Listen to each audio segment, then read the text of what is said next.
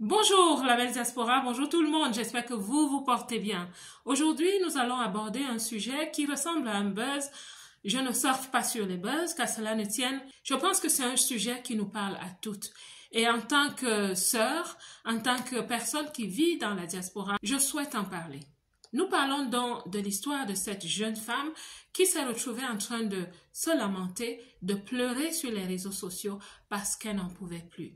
Vous savez, dans la vie, quand quelqu'un se retrouve dans une situation pareille, c'est que le couvercle a sauté de la marmite. Et le couvercle ne peut sauter de la marmite que si il y a eu une ébullition à l'intérieur.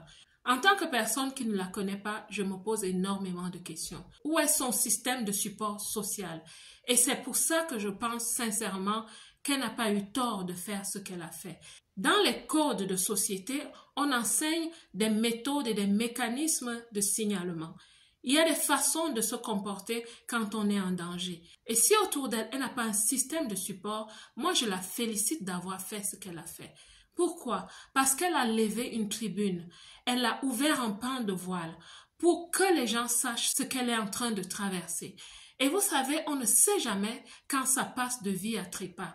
Et je pense qu'elle a vraiment bien fait ce qu'elle a fait. Oui, ça restera dans l'histoire qu'elle s'est plainte sur les réseaux sociaux, encore que ce n'est pas la première fois. Et ça soulève un autre problème. Je commence par dire que je suis en toute commisération avec elle parce qu'elle a fait ce qu'elle a cru bien de faire.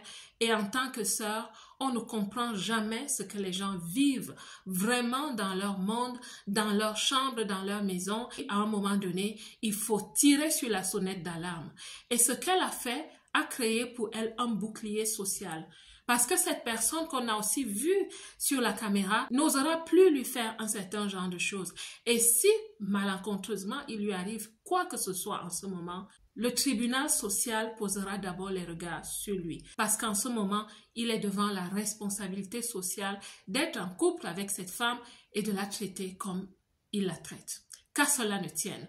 En tant que personne sur cette chaîne qui encourage et booste les femmes dans la diaspora, celles-là qui ont pris la ferme décision de réussir loin de chez elles, je souhaite m'arrêter pour dire une ou deux choses aux femmes dans la diaspora.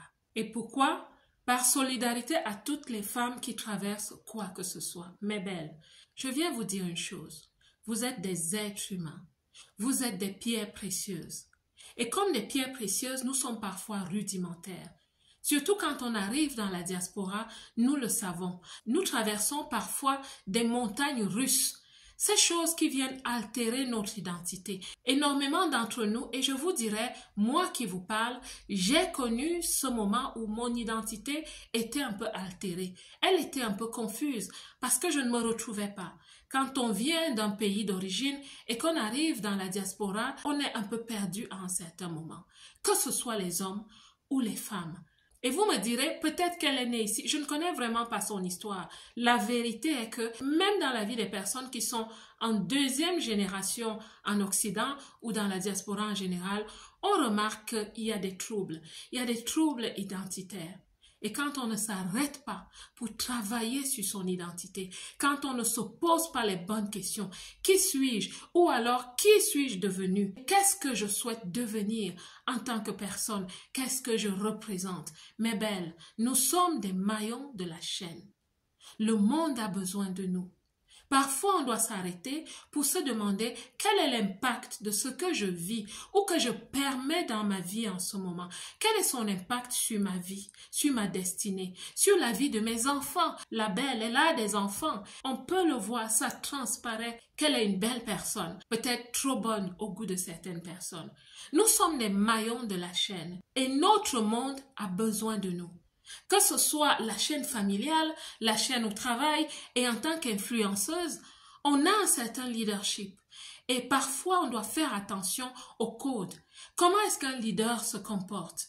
J'avoue que oui, je suis d'accord. C'est sûr que le couvercle a explosé. Je peux comprendre ça, je peux vraiment le comprendre, qu'à cela ne tienne. Maintenant que la vie va avancer, je lui souhaite et je souhaite à toutes les femmes dans la diaspora de vraiment se reprendre en main.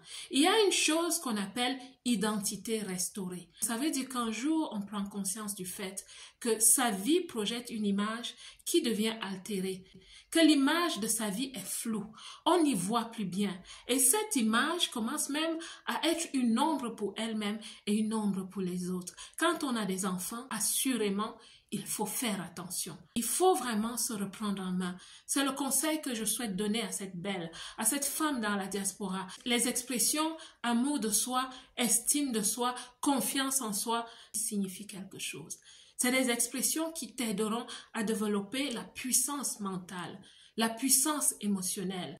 Vivre dans la diaspora n'est pas aisé. Les hommes dans la diaspora, c'est un vrai problème. Et je souhaite aussi parler aux hommes. Les hommes dans la diaspora, au lieu d'être une solution, ils sont un problème.